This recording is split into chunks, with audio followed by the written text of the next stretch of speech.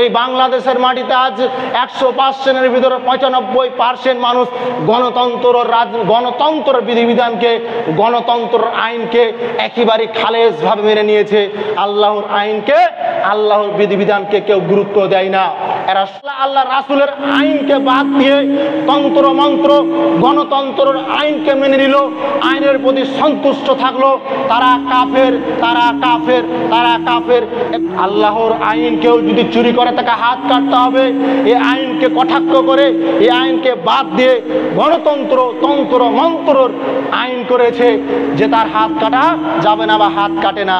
আইন জনগণের আইনে মানুষ খুশি, এর উপর সন্তুষ্ট থাকে। আল্লাহর আইনে আছে কেউ যদি কোনো নারী পুরুষ যদি বিবাহ অবস্থায় জেনা ব্যভিচারে লিপ্ত হয় তাহলে তাকে রজম করতে হবে, মৃত্যুদণ্ড দিতে হবে।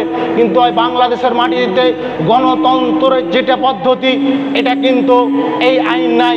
মানে সে আল্লাহর আইনকে অপেক্ষা করে, আল্লাহর আইনকে কটাক্ষ করে সে নিজে একটা আইন করেছে যে তাকে মারা যাবে না। যে আইনের উপর সন্তুষ্ট থাকবে, এই তন্ত্র মন্ত্র আইনকে মেনে নিবে খালেসভাবে অন্তর থেকে, সে ব্যক্তি কাফের। একথা আল্লাহ বলছেন, একথা রাসূল বলছেন। সূরা মাইদা 44 নম্বর আয়াত, সূরা মাইদা 47 নম্বর আয়াত। আল্লাহ সুবহানাহু ওয়া তাআলা বলছেন, ওয়া মান লাম ইয়াহকুম বিমা আনজালাল্লাহু ফাউলাইকা হুমুল কাফিরুন। আল্লাহ সুবহানাহু ওয়া তাআলা বলতেছেন, আল্লাহ তাআলা নাজিল করেছেন যারা আল্লাহর আইন অনুযায়ী দেশ শাসন পরিচালনা করে না, দেশ পরিচালনা করে না, আল্লাহ যা নাজিল করেছেন আল্লাহর আইন অনুযায়ী শাসন পরিচালনা করে না, দেশ পরিচালনা করে না, বিচার ফায়সালা করে না, তারা কাফের। আর অন্য জায়গায় বলেছেন, ওয়ামান লাম ইয়াহকুম বিমা আনজালাল্লাহু ফাউলাইকা হুমুল ফাসিকুন। তারা ফাসিক, তারা কাফের।